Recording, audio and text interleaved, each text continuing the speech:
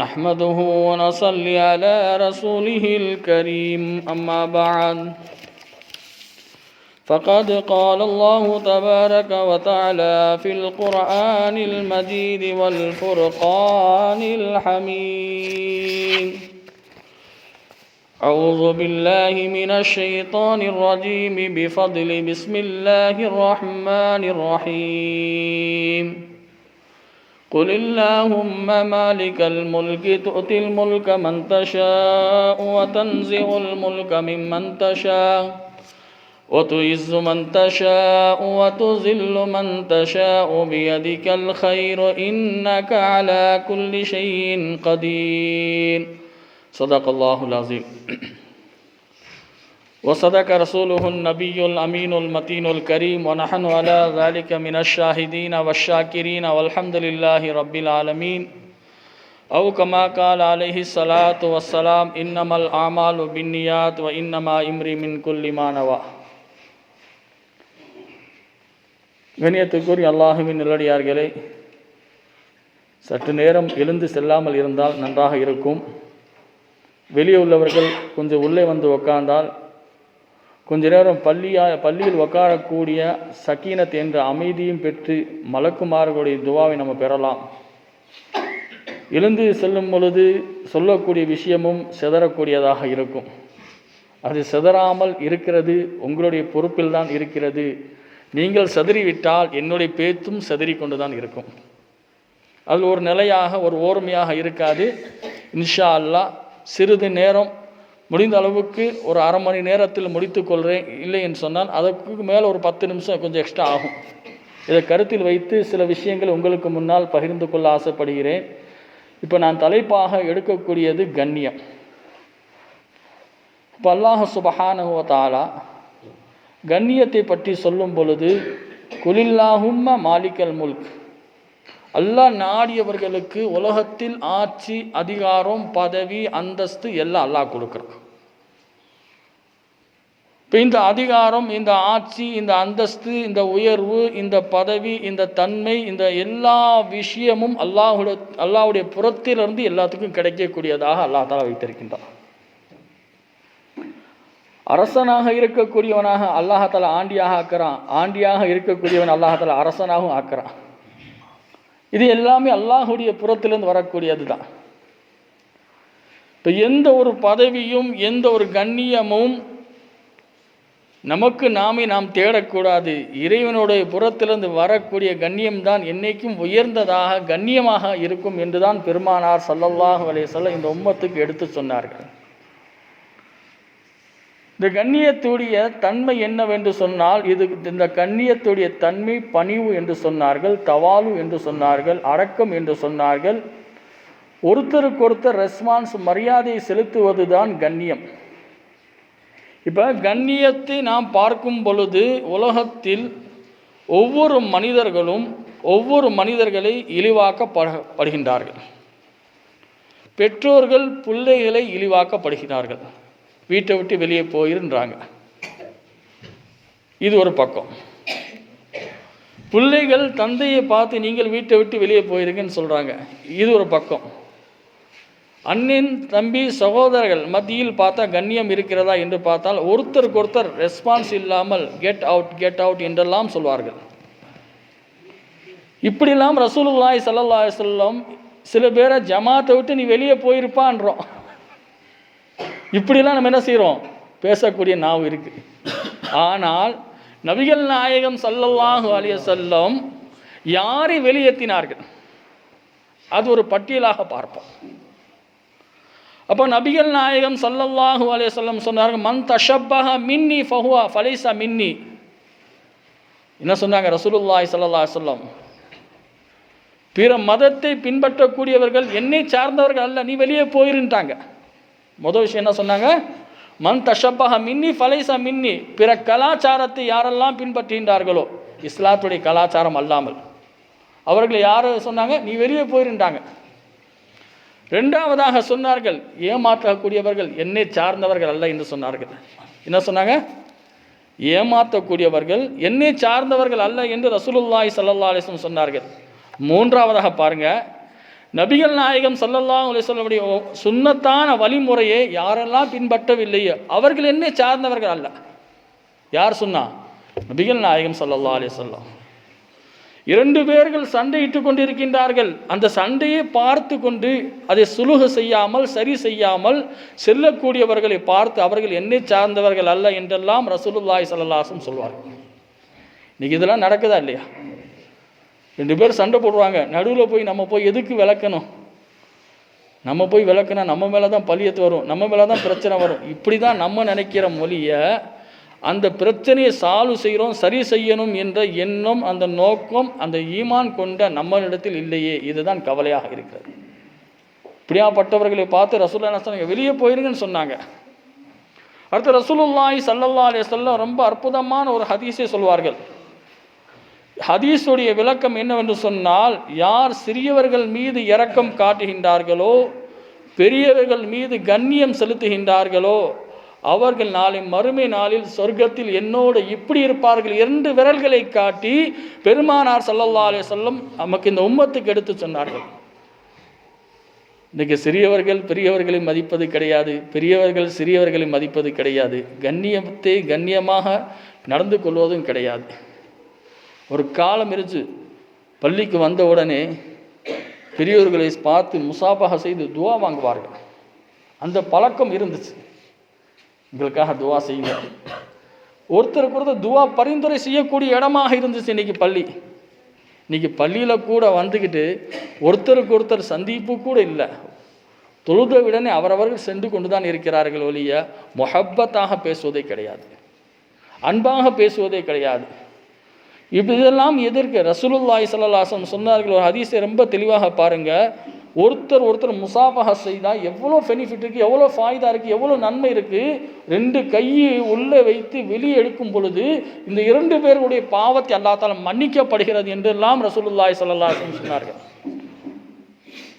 ஒரு முசாஃபாவுக்கு 2 பேருடைய அனைத்து பாவங்கள், அந்த முசாஃபாவுக்கு அவ்வளோ சக்தி அல்லாஹ் தஆலா வச்சிருக்கான். யமன் நாட்டிலிருந்து வந்தவர்கள் தான் ரசூலுல்லாஹி ஸல்லல்லாஹு அலைஹி வஸல்லம் மீது கையை கொடுத்து முசாஃபாஹா செய்தார்கள். அவர்கள் என்ன செஞ்சாங்க? அந்த முசாஃபாஹுடைய சிறப்பை பற்றி சொல்லும் பொழுது அவர்களுடைய அனைத்து பாவங்களும் மன்னிக்கப்படுகிறது. யக்ஃபிருல்லாஹு லனா வலக்கும், ரசூலுல்லாஹ் சொன்னாங்க, யக்ஃபிருல்லாஹ், அல்லாஹ் உங்களுடைய பாவத்தை மன்னிப்பாயாக என்றெல்லாம் துவா செய்தார்கள். கண்ணியத்துக்குரிய அல்லாஹ்வின் நல்லடியார்களே, ஹஜ்ரத் அனஸ் பின் மாலிக் ரலியல்லாஹு தஆலா அன்ஹு அவர்கள் அறிவிப்பு செய்கின்றார்கள். எல்லாம் ஹதீஸ் தான். யார் சிறியவர்கள் மீது இரக்கம் காட்டுகின்றார்களோ, பெரியவர்கள் மீது இரக்கம் காட்டுகின்றார்களோ, சொர்க்கத்தில் அவர்கள் ரசூலுல்லாஹி ஸல்லல்லாஹு அலைஹி வஸல்லம் அருகாமையில் அவர்கள் இருப்பார்கள் என்றெல்லாம் சொல்லப்படுகிறது. அல்லாஹ் சுப்ஹானஹு வ தஆலா அந்த கண்ணியத்தை கண்ணியமான முறையில் நாம் நடந்து கொள்ள வேண்டும். அதே போல உமர் ரலியல்லாஹு தஆலா அன்ஹு சொல்வார்கள், இன்றைக்கு பள்ளியில் வரக்கூடிய ஒவ்வொரு மனிதர்களிடத்தில் ஹயா இருக்க வேண்டும், பயந்த வண்ணமாக பள்ளிக்குள் நுழைய வேண்டும் என்று சொல்வார்கள். இந்த ஹயாக்கு பேர் போனவர்கள் யார் சொன்னால் உமர் ரலியல்லாஹு தஆலா அன்ஹு அவர்கள் தான். இப்போ இன்றைக்கு நம்மளிடத்தில் ஹயா இருக்கிறதா, வெட்கம் இருக்கிறதா, பயபக்தி இருக்கிறதா, நம்ம எல்லாம் அல்லாஹுக்கு பயந்து நடக்கிறோமா என்று பார்த்தால் நம்மிடத்தில் குறைவாக தான் இருக்கிறது. அக்ரமு அவுலாதக்கும், ரசூலுல்லாஹி ஸல்லல்லாஹு அலைஹி வஸல்லம் சொன்னார்கள், என்னுடைய நபிகள் நம்முடைய நபிகள் நாயகம் ஸல்லல்லாஹு அலைஹி வஸல்லம் சொன்னார்கள், உங்களுடைய பிள்ளைகளுக்கு நீங்கள் கண்ணியமாக நடந்து கொள்ளுங்கள், உங்களுடைய பிள்ளைகள் உங்களுக்கு கண்ணியமாக நடக்கும் என்று சொன்னார்கள்.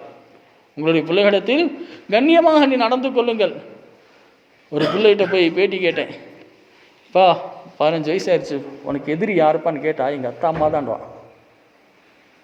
உனக்கு எதிரி யாருன்னு கேட்டால் என் தாய் தந்தை தான் எனக்கு எதிரி, முதல் எதிரின்பா.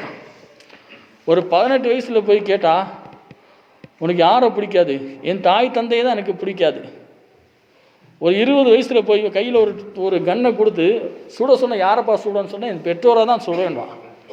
அப்படியாப்பட்ட நிலைமையில் நம்ம உட்காந்துருக்கோம். அப்போ பிள்ளைகளிடத்தில் எவ்வளோ கண்ணியமாக நாம் நடக்க வேண்டும், எவ்வளோ அன்பாக நடந்து கொள்ள வேண்டும், இதெல்லாம் நம்மள்கிட்ட கிடையாது. இந்த இடத்துல ஒரு படத்தை போட்டு காமிக்கிறேன். ரசூலுல்லாஹ்வுடைய காலத்தில் நடந்த ஒரு சம்பவம், ஒரு டெமோ பாருங்கள். ஒரு சஹாபி 5 நேரம் தொழக்கூடியவர்கள், இபாதத் செய்யக்கூடியவர்கள். போர்க்களத்தில் முதல் இடம், ஜிஹாதில் முதல் இடம், தானம் தர்மம் செய்ய இடத்தில் முதல் இடம், இபாதத் செய்யக்கூடிய இடத்துல முதல் இடம், தன்னுடைய மனைவியை கவனிப்பதில் முதல் இடம். அந்த சஹாபி உடைய வாழ்க்கை எப்படி இருக்குன்னு சொன்னால், சக்கராத்துடைய காலத்துக்கு போயிட்டார். மரணம் தருவாயில் அவருக்கு நெருங்கி விட்டது. எதில் போயிட்டாங்க? மரணம் தருவாயில் அவருக்கு நெருங்கி விட்டது. நாவலேருந்து களிமா வரல, நாவலேருந்து களிமா வரல. களிமா மொழிந்தால்தான் அவர் சொர்க்கவாசி. களிமா மொழியாவிட்டால் நம்மளும் யோசித்துக் கொள்ள வேண்டும், அவர் எங்கே செல்வார்கள் என்று. களிமா வரல, அவரும் முயற்சி பண்ணுறாங்க, சஹாபாக்களும் முயற்சி பண்ணுறாங்க, களிமா சொல்லிக்கிட்டே இருக்காங்க பக்கத்தில் போய். நாவலேருந்து வரல. நேராக கண்மணி நாயகம் ஸல்லல்லாஹு அலைஹி வஸல்லம் தர்பாருக்கு போனார்கள், சென்றார்கள் சஹாபாக்கள். அப்போ பெருமானார் ஸல்லல்லாஹு அலைஹி வஸல்லம் உடைய தர்பாருக்கு சென்ற உடனே அவரிடத்தில் சொன்னார்கள், யா ரசூலல்லாஹ், இந்த சஹாபி இவ்வளோ நன்மையும் முதல் இடத்தில் இருக்கிறார், எவ்வளோ தன்மைகள் அவர்கிட்ட இருக்கிறது, அமல் முதல் இடம், இபாதத்திலும் முதல் இடம், எல்லா தன்மையும் எல்லா ஆற்றலும் எல்லா சிறப்பும் எல்லா பண்பும் அவரிடத்தில் இருந்துச்சு. ஆனால் களிமா வரவில்லை. ரசூலுல்லாஹி ஸல்லல்லாஹு அலைஹி வஸல்லம் சொன்னார்கள், அவருக்கு தாயார் இருக்காங்களான்னு கேட்டாங்க. முதல் என்ன கேட்டாங்க? அவருடைய பெற்றோர் இருக்காங்களா என்று கேட்டாங்க.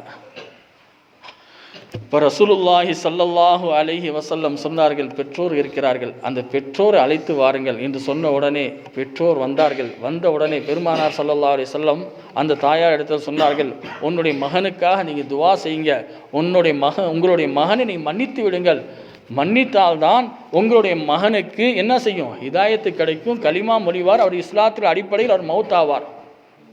இல்லை என்று சொன்னால் அவர் நரகத்துக்கு செல்லக்கூடிய வாய்ப்பு நீங்கள் கொடுத்து விடாதீர்கள் என்றெல்லாம் ரசூலா கெஞ்சுறாங்க. அந்த அம்மா தாயார்கிட்ட கேட்குறாங்க. அந்த அம்மா வயசான அம்மா, புடிவாதம் பிடித்த அம்மா, புடிவாதத்தை விட்டு வெளியே வரக்கூடிய தன்மை அந்த அம்மாட்ட இல்லை. நான் என்ன நினைக்கிறேனோ அதை தான் நான் செய்வேன் என்றெல்லாம் அந்த அம்மா புடிவாதத்தில் இருக்கு. யா ரசூலுல்லாஹ், நீங்கள் சொல்கிறது உண்மைதான், இல்லைன்னு சொல்லலை. என்னுடைய மகன் தன்னுடைய மனைவியை பேச்சை கேட்டு என்னை எப்போ பார்த்தாலும் என்னை திட்டிக் கொண்டே இருந்தான், அதன் காரணமாக நான் மன்னிக்க முடியாது என்றெல்லாம் அந்த பெண்மணி வாதாடுகிறார். ரசூலுல்லாஹி ஸல்லல்லாஹு அலைஹி வஸல்லம் மறுபடியும் கெஞ்சுறாங்க, அம்மா மன்னிச்சிருமா. அதான் சொல்ல சக்துல் வாலிது, பெற்றோருடைய பொருத்தத்தில் அல்லாஹ்வுடைய பொருத்தம் இருக்குது. யாருடைய பொருத்தத்தில் இருக்கிறது? பெற்றோருடைய பொருத்தத்தில் அல்லாஹ்வுடைய பொருத்தம் இருக்கிறது. தாயுடைய காலடியில் சொர்க்கம் இருக்கிறது. அதே போல் சொர்க்கத்துடைய கதவு தந்தை. இன்னைக்கு தந்தையை பகைத்து விட்டு சொர்க்கத்துடைய கதவுக்குள் நுழைய முடியுமா? கதவு திறப்பாரா? ஓப்பன் பண்ணுவாரா? திறக்க முடியுமா? முடியாது. பெற்றோர் உங்களிடத்தில் பாசமாக இருந்தால்தான் அந்த கதவு திறக்கும். ரசூல்லா மறுபடியும் கெஞ்சி பார்த்தாங்க, முடியலை. மூன்றாவது ஒரு ஐடியா பண்ணாங்க ரசூல்லா. மூன்றாவது ஒரு ஐடியா பண்ணுறாங்க. அந்த ஐடியா எப்படியாப்பட்ட ஐடியான்னு சொன்னால், அந்த ரசூலுல்லாஹி ஸல்லல்லாஹு அலைஹி வஸல்லம் எல்லா சஹாபாக்களையும் கூப்பிட்டு, விறகெல்லாம் நீங்கள் சேகரிங்க, இந்த விறகெல்லாம் சேகரித்து இந்த தாய்க்கு முன்னாடியே அவருடைய மகனை நம்ம என்ன செஞ்சிடலாம், எரிச்சிடலான்னு சொல்லி ஒரு ஏலான் பண்ணுறாங்க ரசூலுல்லாஹி ஸல்லல்லாஹு அலைஹி வஸல்லம். ஏலான் பண்ணுறத தான் சொன்னாங்க. அந்த அம்மாவுக்கு இறக்க குணம், ஈகை குணம், தன்மை எல்லாம் மாறுது. யாரை சொல்ல, உண்மையிலே நீங்கள் எரிக்க போகிறீங்களா? ஆமாம்மா, நீ மன்னிக்கிற பாடு கிடையாது, நீங்களும் உங்களுடைய குணமும் மாறப்போகிறது கிடையாது.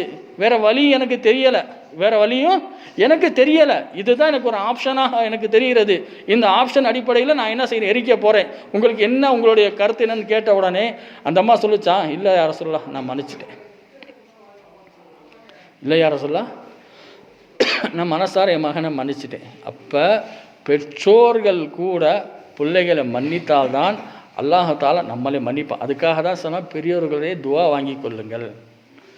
பெரியோருடைய துவா வாங்கினால் அவர்களுக்கு தீய மரணம் வரவே வராது என்று ரசூலுல்லாஹி ஸல்லல்லாஹு அலைஹி வஸல்லம் சொன்னார்கள். பெற்றோருடைய துவா வாங்கினால் ஒரு பொழுது என்ன மரணம் வராது, தீய மரணம் வராது. இப்போ உலகத்தில் நம்ம பார்ப்போம், இப்போ கண்ணியம் என்பது அல்லாஹாலா நமக்கு கொடுக்கக்கூடிய விஷயம்தான். அப்போ ஹதீஸ் ஹஜரத் அபூ ஹுரைரா ரலியல்லாஹு தஆலா அன்ஹு அவர்கள் அறிவிப்பு செய்தார்கள், மல்லம் யர்ஹம் சகீரனா ஃபலம் யுஅக்கிர் கபீரனா ஃபலைஸா மின்னா. ஹஸரத் அபூ ஹுரைரா ரலியல்லாஹு தஆலா அன்ஹு அவர்கள் அறிவிப்பு செய்கின்றார்கள், சிறியவர்கள் மீது நீங்கள் இரக்கம் காட்டுங்கள், பெரியவர்கள் மீது நீங்கள் கண்ணியம் செலுத்துங்கள் என்றெல்லாம் சொல்லப்படுகிறது. இதுதான் உண்மையான கண்ணியம் என்றெல்லாம் நமக்கு சொல்லப்படுகிறது. இன்றைக்கி பெரியவர்களை பார்த்து நாம் தவறான வார்த்தை நாம் பேசும் பொழுது அவர்களுக்கு கண்ணியம் செலுத்தாவிட்டால் அந்த கண்ணியத்தின் மூலமாக நம்மெல்லாம் இழிவாக்கப்படுவோம் என்றெல்லாம் சொல்லப்படுகிறது. இப்போ கண்ணியம் எப்படி கிடைத்தது பாருங்க. இஸ்ஸத் என்று அரபியில் சொல்லுவாங்க. இஸ்ஸத்,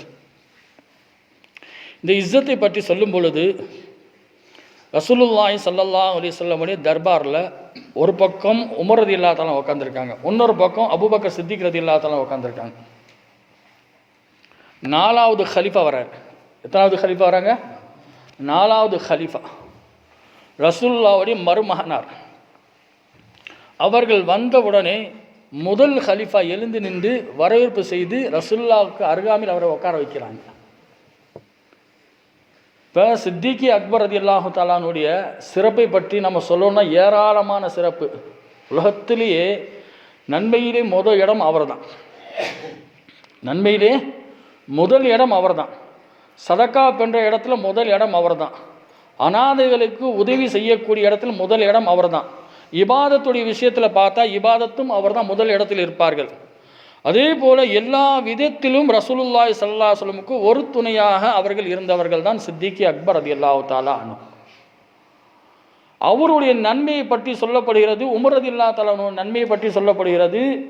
ஒரு நாள் ஆயிஷா ரலியல்லாஹு தஆலா அன்ஹு கேட்டார்களா, யா ரசூலுல்லாஹி ஸல்லல்லாஹு அலைஹி வஸல்லம், இந்த வானத்தில் மின்ற அளவிற்கு நட்சத்திர அளவிற்கு இந்த உலகத்தில் யாருடைய நன்மை என்று கேட்குறாங்க. பாருங்க, யோசித்து பாருங்க, நட்சத்திரத்தை என்ன முடியுமா? எத்தனை நட்சத்திரம் இருக்குது நமக்கு பார்க்க முடியுமா? அதோடைய எண்ணிக்கை நம்மளால் எடுத்து சொல்ல முடியுமா? இத்தனை நட்சத்திரம் இருக்குது, இத்தனை பிரகாசம் ஜொலிக்கிறது, அந்த அளவிற்கு நன்மை இந்த உலகத்தில் யாருடைய நன்மை என்று கேட்கப்படுகிறது. ரசூலுல்லாஹி ஸல்லல்லாஹு அலைஹி வஸல்லம் தன்னுடைய மனைவியை பார்த்து, ஆயிஷா நாயகியை பார்த்து சொன்னார்கள், புன்னகையோடு சொன்னார்கள், அந்த நன்மை உமர் ரலியல்லாஹு தஆலாவுடைய நன்மை என்று சொன்னார்கள். யாருடைய நன்மை? வானத்தில் நட்சத்திரத்தின் அளவிற்கு நன்மை உலகத்தில் யாருக்கு கொடுக்கப்பட்டது? உமர். ஆயிஷா நாயகி கேட்குறாங்க, என் தந்தையுடைய நன்மை எங்கே போச்சுன்னு கேட்குறாங்க. என் தந்தை அபூபக்கர் சித்திக் ரலியல்லாஹு தஆலாவுடைய நன்மை எங்கிட்டு போயிடுச்சு? ரசூலுல்லாஹி ஸல்லல்லாஹு அலைஹி வஸல்லம் சொன்னார்கள், உமருடைய அத்தனை நன்மையும் அபூபக்கருடைய ஒரு நன்மைக்கு ஈடாகாது என்று சொன்னார்கள். அபூபக்கர் சித்திக் ரலியல்லாஹு தன்னுடைய ஒரு நன்மைக்கு ஈடாகாது என்று சொன்னார்கள். அந்த நன்மை எதுவாக இருக்கும்?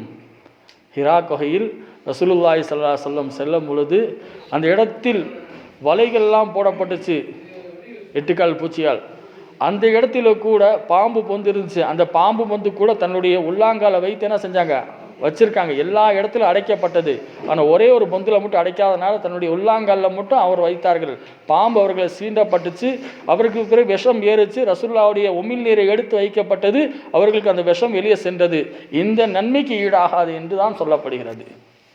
கண்ணியத்துக்குரிய அல்லாஹ்வின் நல்லடியார்களே, இஸ்ஸத் என்பது அல்லாஹ் தஆலாவுடைய புறத்திலிருந்து வரக்கூடியதாக அல்லாஹ் தஆலா வைத்திருக்கின்றான். இன்னைக்கு இஸ்ஸத்தை நாம் எங்கே தேடுறோம்? அல்லாஹ் தஆலா கண்ணியத்தை அல்லாஹ் தஆலா எங்கே வைத்திருக்கினா சொன்னால், ரசூலுல்லாஹி ஸல்லல்லாஹு அலைஹி வஸல்லம் சொன்னால், வலாக்கின் யன்சுரு இலா குலூபிக்கும் ஆமாலிக்கும், உங்களுக்கு கண்ணியமாக இருக்கணும்னு சொன்னால் நீங்கள் தொழுகை நீங்கள் நிலைநாட்டுங்கள் என்று சொன்னார்கள். அல்லாஹ் தஆலா கண்ணியத்தை எதில் வைத்திருக்கான்? தொழுகையில் அல்லாஹ் தஆலா வைத்திருக்கின்றான். தக்வாவில் அல்லாஹ் தஆலா இதை வைத்திருக்கின்றான். இதெல்லாம் அல்லாஹ் சுப்ஹானஹு வ தஆலா இந்த கண்ணியத்தை அல்லாஹ் தஆலா வைக்கக்கூடிய இடம் தொழுகை, இபாதத், நல்ல அமல்கள் மூலமாக தான் ஒவ்வொரு மனிதர்களுக்கும் கண்ணியத்தை அல்லாஹ் தஆலா வைத்திருக்கின்றான். வ இஸ்ஸத்து அனா ஸாலிகல் கௌகப். அப்போ அல்லாஹ் சுப்ஹானஹு வ தஆலா ஒரு கண்ணியத்தை நமக்கு நாடுகின்றான் சொன்னால், இந்த கண்ணியம் அல்லாஹ்வுடைய புறத்திலிருந்து வரக்கூடியதாக அல்லாஹ் தஆலா வைத்திருக்கின்றான். கண்ணியத்துக்குரிய அல்லாஹ்வின் நல்லடியார்களே, ஷபே பராத்துடைய மாதத்தில் நாமெல்லாம் அமர்ந்திருக்கின்றோம். அல்லாஹ் சுப்ஹானஹு வ தஆலா முதல் வானத்துக்கு வந்து இந்த அடியார்களை பார்த்து அல்லாஹ் தஆலா கூறுகின்றான், என்னுடைய அடியானே, உனக்கு என்ன வேண்டும் கேள், நான் பாவ மன்னிப்பு வழங்கக்கூடியவனாக இருக்கிறேன் என்று அல்லாஹ் தஆலா சொல்லி காட்டுகிறான். ஒரு ஹதீஸில் ரசூலுல்லாஹி ஸல்லல்லாஹு அலைஹி வஸல்லம் பனு கல்ப் ஆட்டு மந்தை அளவிற்கு அல்லாஹ் தாலா இந்த உம்மத்துக்கு பாவ மன்னிப்பு வழங்கக்கூடியவனாக அல்லாஹ் தாலா இருக்கிறான். இந்த மாதத்தில் அதிகமாக பாவ மன்னிப்பு தேட வேண்டும். முதலில் நாம் எதை பற்றி பாவ மன்னிப்பு தேட வேண்டும்? நம்ம பொய் சொல்லியிருப்போம், எல்லாம் இந்த பொய்யை விட்டு எங்களுக்கு பாதுகாப்பு குர்ஆன் சொல்லி தௌபா செய்ய வேண்டும். புறம் பேசியிருப்போம், இந்த புறத்தை விட்டு எல்லாம் எங்களுக்கு நீ பாவ மன்னிப்பு வழங்கடான்னு சொல்லி கேட்க வேண்டும். மூன்றாவது வாக்குறுதி கொடுத்துருப்போம், எல்லாம் இந்த வாக்குறுதியை நாம் மீறி விட்டோம் யா ரஹ்மானே, அதை விட்டு நீங்கள் தௌபா செய்ய வேண்டும். நான்காவதாக ஒருத்தரை பற்றி கேலி செய்திருப்போம், இந்த கேலியை வைத்து நம்ம அல்லாஹ்விடத்தில் பாவ மன்னிப்பு தேட வேண்டும். ஐந்தாவதாக தீய குணம் நம்ம கொண்டிருப்போம், எல்லாம் எனக்கு இப்போ வரைக்கும் தீய குணம் இருக்கிறது, இந்த இரவுக்கு பிறகு நற்குணம் உள்ளவனாக நல்லவனாக நல்ல அடியானாக நான் இருக்கணும் என்று தௌபா செய்து கொள்ளுங்கள். ஐந்தாவதாக சொன்னார்கள், நான் ஒரு மனிதனுடைய மனசை புண்படுத்தி விட்டேன், இதற்காக பாவ மன்னிப்பு தேடிக்கொள்ளுங்கள். என்றால் இந்த மாதத்தில் நம்முடைய மனசை நம்முடைய உள்ளத்தை பரிசுத்தப்படுத்த வேண்டும். நம்முடைய ஆடைகள் எவ்வளோ பரிசுத்தமாக இருக்கிறதோ, பார்க்கறதுக்கு வெண்மையாக இருக்கிறதோ, பார்க்க அழகாக இருக்கிறதோ, அதே போல நம்முடைய உள்ளத்தில் இருக்கக்கூடிய பாவத்தை பரிசுத்தப்படுத்தி நல்லடியார்களாக நாம் வாழணும் என்று ஒவ்வொருத்தர்களும் துவா செய்யுங்க. ஏன்னா இந்த மாதிரி நாட்கள் கிடைக்கிறது ரொம்ப அபூர்வம். சென்ற வருஷம் எத்தனை பேர் இருந்தாங்க, இந்த வருஷம் எத்தனை பேர் இல்லை நமக்கு தெரியல. நம்மளை விட்டு சென்றவர்கள் ஏராளமானவர்கள் சென்று கொண்டு தான் இருக்கிறார்கள். இந்த நாட்களை நாம் அடைந்து விட்டோம். இந்த நாட்களை அடைந்து இதுக்கு நம்ம பயன் அடைய வேண்டும். இந்த பயன் அடைவதற்காக தான் உங்களுக்கு சில விஷயங்களை சில கருத்துக்களை பரிமாற்றம் செய்வதற்காக சில குறிப்புகள் எழுதி வச்சிருக்கேன். இன்ஷா அல்லாஹ் ஒரு 7 விஷயம் நம்மள்கிட்ட இருக்குது.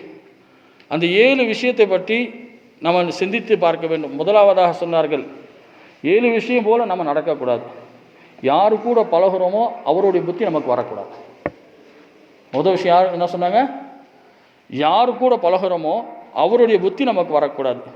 அவர் நல்லவராக இருந்தால் நல்ல புத்தி வரட்டும், தீயவராக இருந்தால் அந்த தீய புத்தி நம்மள்கிட்ட வரக்கூடாது என்று நியத்து வைத்துக் கொள்ளுங்கள். ரெண்டாவதாக, எந்த ஒரு வேலையும் செய்தாலும் பொறுமையாக செய்து கொள்ளுங்கள். அந்த பொறுமையாக செய்யும் பொழுது அதான் சொல்கிறாங்க, ஜல்தி காம் ஷைத்தான் கா காம் என்று உருதுல சொல்வார்கள்.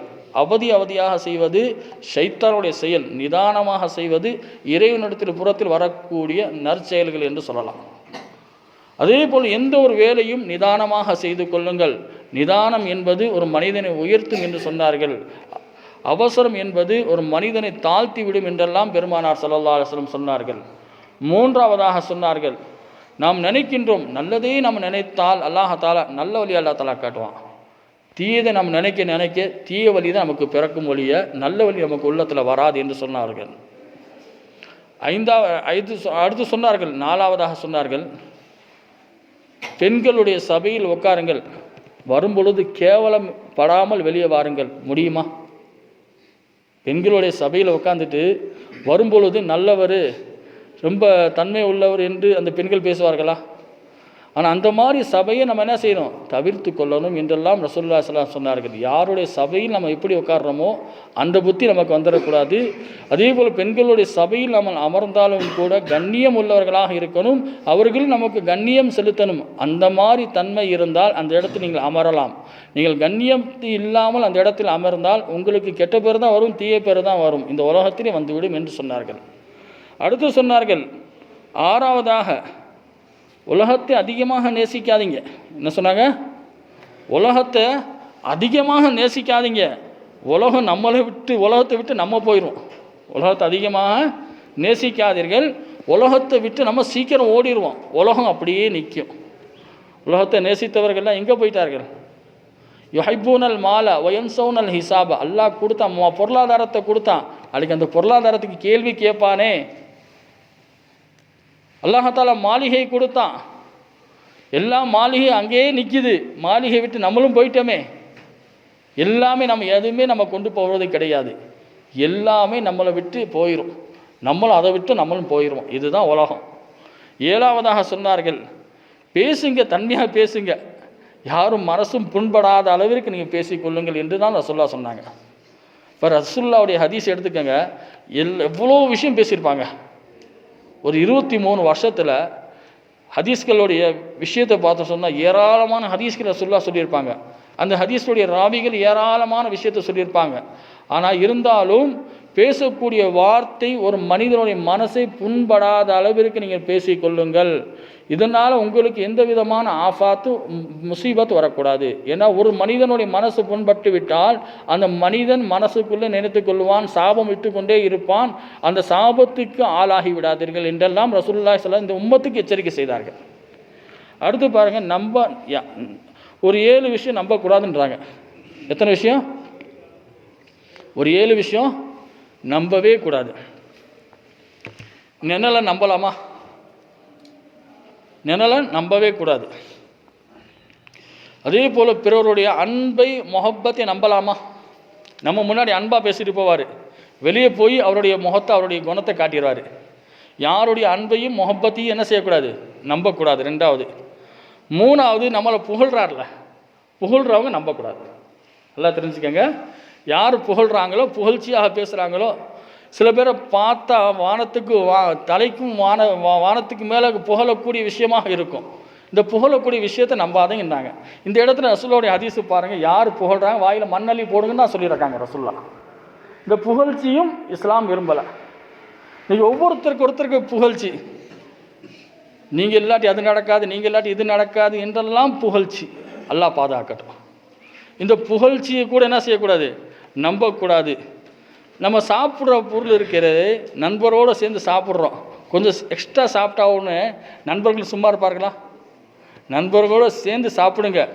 அவர்கள் உங்களை பற்றி கீபத், உங்களை பற்றி குறை சொல்லாமல் இருந்தால் அது வெற்றி. அவர்கள் குறை சொல்லிவிட்டால் நீங்கள் சாப்பிட்டதுக்கு பயனே கிடையாது. இது நடக்கக்கூடிய காரியமா?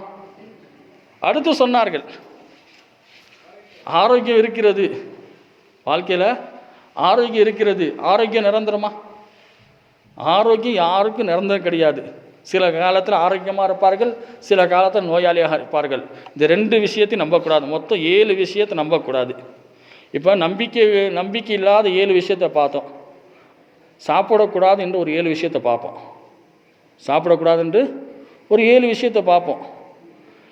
இதெல்லாம் உங்களுக்காக ஆய்வு செய்து பல கிதாபிலிருந்து பல ஹதீஸ்களிலிருந்து தோண்டி எடுத்திருக்கேன் இன்ஷா அல்லாஹ்.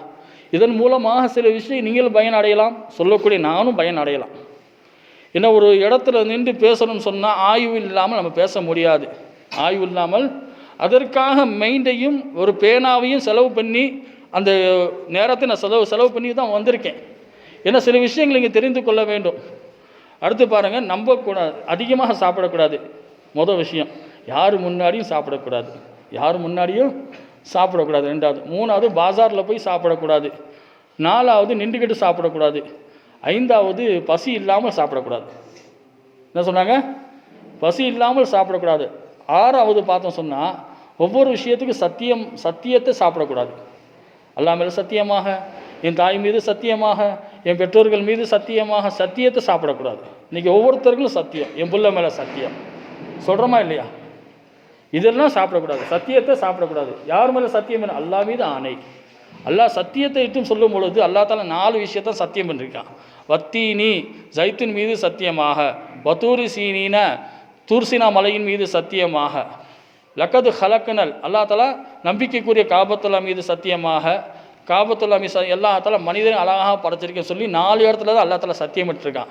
இன்றைக்கி நம்ம எல்லா இடத்துலையும் சத்தியம் சத்தியம் சத்தியம் சத்தியம் என்றெல்லாம் சொல்கிறோம். இந்த சத்தியத்தை நம்ம சாப்பிடக்கூடாது. அடுத்து பாருங்கள், நமக்கு வரக்கூடியது வரதான் ஆகும். முஹப்பத்து வரதான் செய்யும், பாசம் வரதான் செய்யும், ஒருத்தரை இழிவுபடுத்துறது வரதான் செய்யும், வீணான பேச்சு வரதான் செய்யும், கெட்டவர்களுடைய சுகபத்து நம்மள்கிட்ட வரதான் செய்யும், ஒருத்தருக்கு ஒருத்தர் புறம் பேசுகிறது நம்மள்கிட்ட வரதான் செய்யும், நமக்கு கஷ்டம் வரதான் செய்யும், நமக்கு பொறுமையே வராது, நம்ம ஒருத்தருக்கு ஒருத்தர் எளினமாக பேசக்கூடிய விஷயம் வந்து கொண்டு தான் இருக்கும், யத்தீம்களுக்கு ஆதரவு செய்யாத விஷயம் நம்மள்கிட்ட வந்து கொண்டு தான் இருக்கும், ஒருத்தர் பொருளை அபகரிக்கக்கூடிய தன்மை நம்மள்கிட்ட வரக்கூடியதாக இருக்கிறது. இதெல்லாம் நம்ம மாற்றிக்கணும். இதெல்லாம் நம்ம என்ன செய்யணும்? மாற்றிக்கிட்டே இருக்கணும். அதே போல் மாட்டிக்கிறக்கூடாது. என்ன சொன்னாங்க? சில விஷயத்தில் மாட்டிக்கிறக்கூடாது. இல்மு கற்றுக்கிறதுல ஒஸ்தாதுகிட்ட துவா வாங்கணும். ஒஸ்தாதுகிட்ட என்ன வாங்கக்கூடாது? பத்துவா வாங்கிடக்கூடாது. என்ன செய்யக்கூடாது? ஒஸ்தாதுகிட்ட பத்துவா வாங்கிடக்கூடாது. வாய் பேசுகிறதுல பெண்கள்கிட்ட சாபம் வாங்கிடக்கூடாது. நல்லா கவனமாக தெரிஞ்சுக்கோங்க. வாய் பேசுகிறதுல யார்கிட்ட சாபம் வாங்கிடக்கூடாது? பெண்கள்கிட்ட சாபம் வாங்கிடக்கூடாது. மூணாவது, உரத்த குரலில் பேசிடக்கூடாது. என்ன சொன்னாங்க? இதெல்லாம் நம்ம என்ன செய்கிறோம்? நம்மளே காணாக்கிறோம் இந்த மாதிரி விஷயமெல்லாம். அதே போல் அன்பு செலுத்துறதுல மடையர்களிடத்தில் கொஞ்சம் ஒதுங்கி நிற்கிறது நல்லது. சில பேர்கள் அன்பை செலுத்திடுறாங்க, அந்த மடையர்களிடத்தில் அந்த அன்பை செலுத்த உடனே கடைசியில் அவரும் அவர்கிட்ட மாட்டிக்கிறார். இது பேர் தான் சிக்கல். இது பேர் தான் சிக்கலில் போய் மாட்டிடக்கூடாது என்றெல்லாம் சொல்லப்படுகிறது. அடுத்து சொன்னார்கள், சாப்பிட்ற விஷயத்தில் யார் முன்னாடியும் அதிகமாக சாப்பிடக்கூடாது. அதே மாதிரி பொருளாதாரத்தை யார் முன்னாடி அதிகமாக செலவும் பண்ணிடக்கூடாது. பொருளாதாரத்தை யார் முன்னாடி அதிகமாக செலவும் பண்ணிடக்கூடாது. அதே போல் ஒவ்வொரு சண்டை நடக்கும், அந்த சண்டை நடக்கிற இடத்துல நம்மளும் மாட்டிடக்கூடாது. இது நடக்கிற காரியமா? இப்போ நம்ம எல்லா விஷயத்தையும் பார்த்துட்டோம். ஏற்றுக்கொள். இப்போ நம்ம ஒப்புக்கொள்ளணும் சில விஷயங்கள். என்ன ஒப்புக்கொள்ளணும்? ஒரு சகோதரனுடைய குறைகள் இருந்தால் அது ஏற்றுக்கொள். அது உனக்கு பிடிக்குதோ பிடிக்கலையோ, உனக்கு அது பிடிக்குதோ பிடிக்கலையோ, ஒரு சகோதரன் உன்னிடத்தில் முறையிட்டார், அதை நீ ஏற்றுக்கொள், அதை ஒப்புக்கொள், அதை கபூல் செய்துவிடு. அது எந்த மாற்றம் கிடையாது. ரெண்டாவதாக சொன்னார்கள், உபதேசம் சொல்லக்கூடிய விஷயத்தை ஏற்றுக்கொள். அது உனக்கு கசப்பாக இருந்தாலும் சரி, உபதேசம் அது கசப்பாக இருந்தாலும் சரி, அந்த விஷயத்தை நீ ஏற்றுக்கொள் என்று சொன்னார்கள். மூன்றாவதாக சொன்னார்கள், நண்பருடைய ஹதியாவை நீ ஏற்றுக்கொள். அது மனசுக்கு பிடிக்குதோ பிடிக்கலையோ, உனக்காக அந்த நண்பர் என்ன செஞ்சார்? ஒரு ஹதியா வந்து கொடுக்குறாரு. இப்போ ஒரு நண்பர் வந்து உம்ராவுக்கு போனார், இந்த ஆடையை கொடுத்து அஜத்தை நீங்கள் போட்டுக்கணும்னு சொல்லி கொடுத்தாரு. ஏற்றுக்கொண்டனா இல்லையா? இந்த மாதிரி நம்ம என்ன செய்யணும்? ஏற்றுக்கொள்ளணும். ஒருத்தர் கொடுத்த ஹதியாவை ஏற்றுக்கொள்ளுங்கள். அது பிடிக்குதோ பிடிக்கலையோ அது ஏற்றுக்கொள்ள வேண்டும். உங்களுடைய தவறு அது உங்களுக்கு இழிவாக இருந்தாலும் அல்லாஹ்வுடைய புறத்திலிருந்து எனக்கு இழிவாக்கப்பட்டுச்சுன்னு சொல்லி ஏற்றுக்கொள். இவர் என்னை கேவலப்படுத்திட்டாரு, அவர் என்னை கேவலப்படுத்திட்டாரு, அவர் என்னை இப்படி பேசிட்டார், இவர் என்னை இப்படி பேசிட்டாருன்னு சொல்லி அதை நீ மனசில் வைக்காத. அல்லாஹ் அவர் மூலமாக உன்னை பேச வச்சிருக்கான். அல்லாஹ் அவர் மூலமாக உன்னை பேச வச்சிருக்கான் சொல்லப்படுகிறது. அதே போல் ஏழைகள் உங்களுக்கு விருந்து கொடுத்தால், ஏழைகள் உங்களுக்கு விருந்து உபசரிப்பு கொடுத்தால் அது உங்களுக்கு பிடிக்கலன்னு சொன்னால் அதை ஏற்றுக்கொள்ளணும். ஆனால் ஏழைகள் இடத்துல தான் அதிகமான கண்ணியமும் கிடைக்கும், அதிகமான மரியாதையும் கிடைக்கும். அந்தஸ்துள்ளவர்கள் இடத்தில் நாம் செல்லும் பொழுது எந்த விதமான மரியாதையும் ரெஸ்பான்ஸும் நாம் பார்த்தது கிடையாது. அந்த ஏழைகளிடத்தில் அதிகமான பாசம் இருக்கிறது. அந்த ஏழைகளுடைய தாவத்தை நீ ஏற்றுக்கொள். ஆறாவதாக சொன்னார்கள், தாய் தந்தைகளுடைய விஷயத்தை நீ கபூல் செய்து கொள். அவர்கள் கஷ்டமான விஷயம் சொன்னாலும் கூட, நம்ம சொல்கிறோமா இல்லையா, தாய் தந்தைகள் கொஞ்சம் முரண்பாடாக தான் இருப்பார்கள். என் கல்யாணத்துக்கு 600 பேர் தான் கூப்பிடணும், அவங்க சொன்ன ஒரு 1000 பேர் கூப்பிடலாம். அந்த நேரத்தில் கூட விட்டு கொடுத்துரு, பெற்றோர்களுக்கு விட்டு கொடுத்து நீ நடந்து கொள். அதே போல் உங்களுடைய மனைவிமார்கள் சொல்லக்கூடிய விஷயம் உங்களுக்கு பிடிக்கலை என்று சொன்னாலும் கூட அதை ஏற்றுக்கொள். அப்பொழுதுதான் வாழ்க்கை சிறப்பாக இருக்கும் என்று நமக்கு சொல்லப்படுகிறது. இப்போ நம்ம பார்க்குறோம், நன்மையான விஷயம், நன்மை செய்யக்கூடியது குறைவாக இருந்தாலும் அதை நம்ம ஏற்றுக்கொள்ள வேண்டும். இரண்டாவதாக சொன்னார்கள், நம்ம சீக்கிரம் அடைக்க வேண்டும். நம் மீது கடமையாக்கப்பட்ட கடனை சீக்கிரமாக அடைக்க வேண்டும். நம் மீது பழி சுமத்தக்கூடிய விஷயத்தில் சீக்கிரமாக நன்மை நாம் செய்ய வேண்டும். நம்முடைய உறவினர்களை அதிகமாக பேணி பாதுகாத்து நடக்க வேண்டும். எந்த இடத்துக்கு சென்றாலும் அந்த இடத்தில் சீக்கிரமாக சென்று சீக்கிரமாக நீங்கள் வந்து கொள்ளுங்கள் என்றெல்லாம் நமக்கு சொல்லப்படுகிறது. அடுத்து சொன்னார்கள், நம் பலகீனமாக இருக்கிறோம், நம் மீது அதிகமாக ஆதிக்கம் செலுத்தக்கூடிய ஒரு நபர் இருக்கிறார். இப்படியாப்பட்ட விஷயத்தை விட்டு நம்ம என்ன செய்யணும்? தவிர்த்து கொள்ள வேண்டும். நம்மளை எல்லா வகையிலும் நம்மளை என்ன செஞ்சிட்டாரு? சூழ்ச்சி செஞ்சிட்டாரு.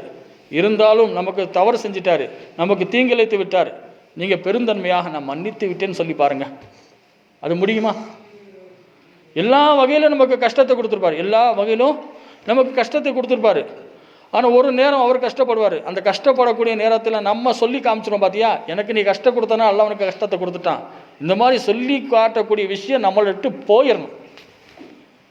நான் மன்னிச்சிட்டேன்னு சொல்லி பெருந்தன்மையாக நீ மன்னித்து பாருங்கள். அல்லாஹாலா யாரும் பெரியவர்கள் கிடையாது, யாரும் பெரியவர்கள் கிடையாது. மன்னிக்கக்கூடிய தன்மை உள்ளவர்கள் தான் பெரியவர்களாக இருக்க முடியும். அந்த தன்மை பெரியவர்களாக இருக்கட்டும் சிறியவர்களாக இருக்கட்டும் எல்லா இடத்திலும் நமக்கு வர வேண்டும். இப்போ நம்ம பார்க்குறோம், கெட்ட பேர் விட்டு தூரமாகுங்க சொல்கிறாங்க. கெட்ட பேருன்னு சொன்னால் சில பேர் என்ன சொல்லுவாங்க, இந்த உலகத்தை பார்த்து இந்த உலகமே சரியில்லைன்னு சொல்லி இந்த உலகத்தை திட்டுவான். இந்த பூமி சரியில்லை, இந்த வானம் சரியில்லை, இந்த எதுவுமே சரியில்லைன்னு சொல்லி என்ன செய்வான், இதெல்லாம் அவன் ஷிகாயத்தாக இதெல்லாம் கெட்ட பேராக தான் கொள்வான். அடுத்து ரெண்டாவது சொல்லுவான், இவ்வளோ வாழ்கிறேனே எனக்கு சொந்த வீடு கிடையாது, இவ்வளோ வாழ்கிறேனே எனக்குன்னு ஒரு சொந்த வீடு கிடையாது, எனக்குன்னு ஒரு பெனிஃபிட் கிடையாது, எனக்குன்னு ஒரு இப்போ எல்லாத்துக்கும் எல்லாம் இந்த உலகத்தில் தந்துட்டா சொர்க்கத்தில் யார் அடைய முடியும்? சொர்க்கத்துக்கு எல்லாத்துக்கும் வீடு வேணுமா இல்லையா? எல்லாமே இந்த உலகத்தில் எல்லாமே அடைஞ்சு விட்டால் சொர்க்கத்தில் அல்லாஹ் நமக்காக பெரும் மாளிகை அல்லாஹ் வச்சிருக்கான். இந்த நம்பிக்கை நம்ம கொள்ள வேண்டும். அதே போல் பிள்ளைகள் மத்தியில் என்ன செய்ய வேண்டும், பெரியோர்களை பற்றி தவறாக பேசாதீர்கள். சில பேர் உக்காந்துட்டு எங்கள் தாத்தா அப்படி, எங்கள் நானா அப்படி, எங்கள் பரதாதா அப்படி எல்லாத்தையும் பற்றியும் குறை சொல்கிறது. அப்போ பிள்ளைகளுக்கு அந்த குறை புத்தி தான் வரும். பிள்ளைகளுக்கு மத்தியில் கூட நம்முடைய முன்னோர்களை நல்லதாக தான் பேச சொல்லியிருக்காங்க. நம்ம முன்னோர்களை நல்ல விஷயமாக தான் பேச சொல்கிறோம். இன்றைக்கி நம்ம என்ன சொல்கிறோம், எங்கள் தாத்தா அந்த இடத்துல அப்படி செஞ்சார், இந்த இடத்துல இப்படி செஞ்சார், ஒரு பெரிய ஒரு படம் மாதிரி போட்டு காமிச்சிடுறது. அப்போ அந்த பிள்ளைகளுக்கும் நாளைக்கு உங்களை பற்றி ஒரு கண்ணியம் இல்லாமல் நீங்கள் தான் ஆக்குறீங்க. அதுக்கு பொறுப்பு நீங்கள் தான். அதுக்கு பொறுப்பு யார்? நம்ம தான். அடுத்து பாருங்கள், அடுத்தவர்கள் மத்தியில் தன்னுடைய நண்பரை பற்றி தவறாக பேசக்கூடாது. அவர் நண்பர் தான், உங்களுக்கு பிடித்தவர் தான், அவரை பற்றி நம்ம என்ன செய்யக்கூடாது, அடுத்தவர்கள் மத்தியில் என்ன செய்யக்கூடாது, தவறான எண்ணம் அவர் மீது கொள்ளக்கூடாது. இந்த தன்மையை நம்ம கொண்டு வரணும். அடுத்து சொன்னார்கள், தன்னுடைய மனைவிக்கு மத்தியில் அவங்க குடும்பத்தார்களை தவறாக பேசக்கூடாது. இதனால் பல பிரச்சனை வந்துடும். தன்னுடைய மனைவிக்கு மத்தியில் யாரை பற்றி பேசக்கூடாது, மாமியாரை பற்றி பேசக்கூடாது, மாமனாரை பற்றி பேசக்கூடாது, மச்சனனை பற்றி பேசக்கூடாது, அவங்களுடைய உறவினர்களை பற்றி தவறான ஒரு வார்த்தை நம்ம பேசிட்டோன்னு சொன்னால் இந்த இடத்துல பெரிய பூகம்பம் வந்துடும். பிரச்சனைக்கு மேலே பிரச்சனை வந்துடும். கடைசியில் பள்ளியாசல் தான் மனு வந்துடும். இதை தீர்க்கிறதுக்கு நம்மளும் பல போராட்டம் பண்ண வேண்டிய சூழ்நிலை வந்துடும். இந்த மாதிரி சூழ்நிலைகள் என்ன செய்யக்கூடாது, தன்னுடைய மனைவியுடைய குடும்பத்தார்களை பற்றி ஒரு வார்த்தை கூட நம்ம பேசிட்டோன்னு சொன்னால் அந்த மனைவியுடைய வார்த்தை திரும்பி நம்முடைய குடும்பத்தை இழுத்து அது பெருசாயிரும். நம்ம ஒரு வார்த்தை தான் பேசியிருப்போம், ஆனால் அவங்க சுற்றி பல வார்த்தைகள், பல லட்சக்கணக்கான வார்த்தைகள் அந்த இடத்துல குமிந்து விடும். இதனால் பிரச்சனைகள் தான் சந்திக்கக்கூடிய சூழ்நிலை வந்து விடுகிறது. அடுத்து சொன்னார்கள், விருந்தாளி வந்த பிறகு விருந்தாளி செல்லும் பொழுது அவர்களை பற்றி குறை சொல்லக்கூடாது. விருந்தாளி வந்து அவர்கள் சென்ற பிறகு அவர்களை பற்றி என்ன செய்யக்கூடாது, குறைகள் சொல்லக்கூடாது. இதனால் கூட என்ன செய்யும், பிரச்சனை வந்துடும் சொல்லப்படுகிறது. இதனால் நமக்கும் பல. அடுத்து சொன்னார்கள், நன்மை எது, கஷ்டம் வரும், கஷ்டம் வந்தால் நீங்கள் பொறுத்து கொள்ளுங்கள் என்று சொன்னார்கள். அதேபோல் கண்ணியம் இல்லாத இடத்தில் மவுத் மேலானது என்று சொன்னார்கள். கண்ணியம் இல்லாத இடத்தில் மவுத் மேலானது என்று சொன்னார்கள்.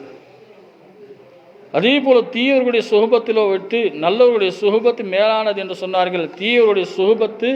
தீயவர்களுடைய பழக்கம் இருக்கிறது பாம்பை விட மோசமானது என்று சொன்னார்கள். தீயவருடைய பழக்கம் என்பது பாம்பை விட மோசமானது. கொஞ்சம் வெளியே உள்ளவங்க கொஞ்சம் உள்ளே வாங்க, நீங்கள் வெளியே பேசுறது நல்லா கேட்குது, உள்ள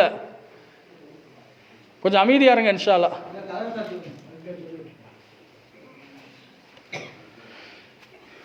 அப்போ தீயவர்களுடைய விஷயத்தில் நம்ம என்ன செய்யணும், தூரமாகி கொள்ளதான் வேண்டும் என்று சொல்லப்படுகிறது. அந்த தீயவருடைய பழக்கம் என்பது பாம்பை விட விஷத்தன்மை உள்ளதாக இருக்கிறது என்று சொன்னார்கள்.